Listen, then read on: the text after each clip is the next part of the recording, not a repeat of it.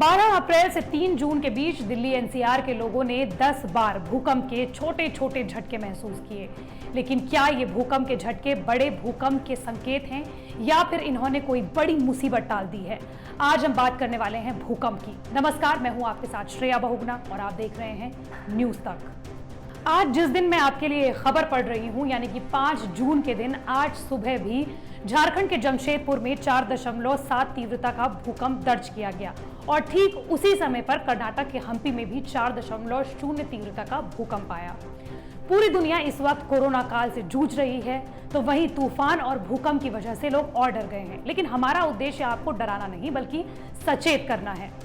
देहरादून के Wadia institute of Himalayan geology के मुताबिक भूकंप का समय, जगह और तीव्रता का अनुमान नहीं लगाया जा सकता, लेकिन इतना तय है कि दिल्ली एनसीआर में जमीन के नीचे लगातार भूगर्भीय हलचल हो रही है और इससे दिल्ली में बड़ा भूकंप भी आ सकता है। लेकिन आपके मन में भी यह सवाल कौंध रहा होगा कि क्यों दिल्ली और एनसीआर में लगातार भूकंप के झटके महसूस किए जा रहे हैं।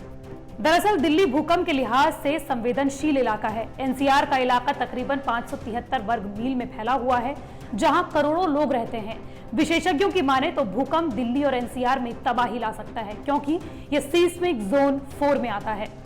हालांकि सारे विशेषज्ञों का यही नहीं मानना है, इस पर भी राय बटी हुई है। नेशनल सेंटर ऑफ सिस्मोलॉजी के मुताबिक भूकंप जिनकी तीव्रता 4.0 से कम होती है, उनसे नुकसान की आशंका बेहद कम होती है। ये बस प्लेटों की हल्की एडजस्टमेंट का नतीजा है। दिल्ली के आसपास कोई फॉल्टी प्लेट नहीं है और इसी वजह से इसे सीस्मिक जोन 4 में रखा गया है। तो वहीं विशेषज्ञों का यह मानना है कि नेपाल में जो विनाशकारी भूकंप आया था, उसकी वजह उसका हिमालय में बसा होना है। लेकिन अमेरिका की लॉस अलामास नेशनल लेबोरेटरी के मुताबिक 2008 और 2017 में साउथ कैलिफोर्निया में आए 4.0 तीव्रता से अधिक के भूकंप के झटके कई बार पहले महसूस किए गए थे। देखिए, भूकंप की तीव्रता के हिसाब से उसे 4 जोन में बांटा गया है। जोन 5, 4, 3 और 2।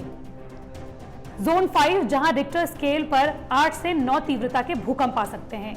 यहाँ पर भारत के बारे में बात करें तो नॉर्थ ईस्ट उत्तराखंड के कुछ हिस्से, हिमाचल प्रदेश के कुछ हिस्से, जम्मू कश्मीर के कुछ हिस्से, गुजरात का कच्छ, उत्तरी बिहार के कुछ हिस्से और अंडमान निकोबार शामिल हैं।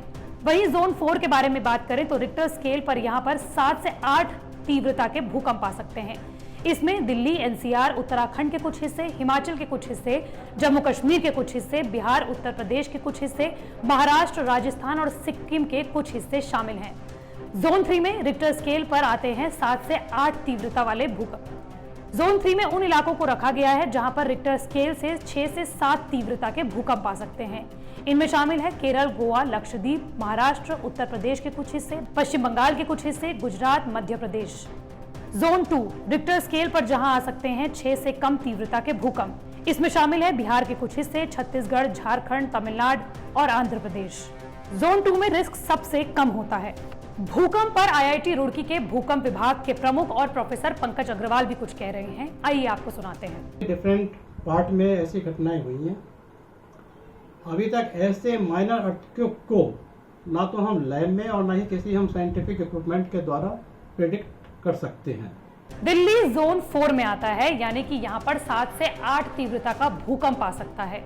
लेकिन क्या दिल्ली इसके लिए तैयार है? लगता तो नहीं है।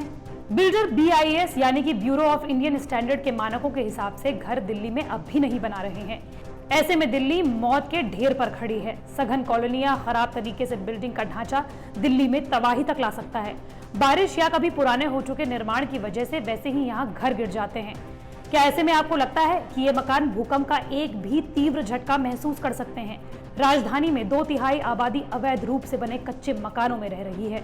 हमने डर और आशंकाओं के बारे में बात की है, लेकिन सल्यूशन क्या है उसके बारे में भी बात करते हैं। हमें जापान से सीख लेने की जरूरत है। इमारतों को भूकंप रोधी बनाना होगा।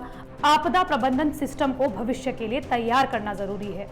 इसीलिए सजग रहिए, सुरक्षित रहिए। मंडे टू फ्राइडे में इसी तरह के वीडियो आप तक लाती रहूंगी। अगर आप भी किसी टॉपिक के बारे में जानना चाहते हैं तो कमेंट बॉक्स पर जरूर बताइए।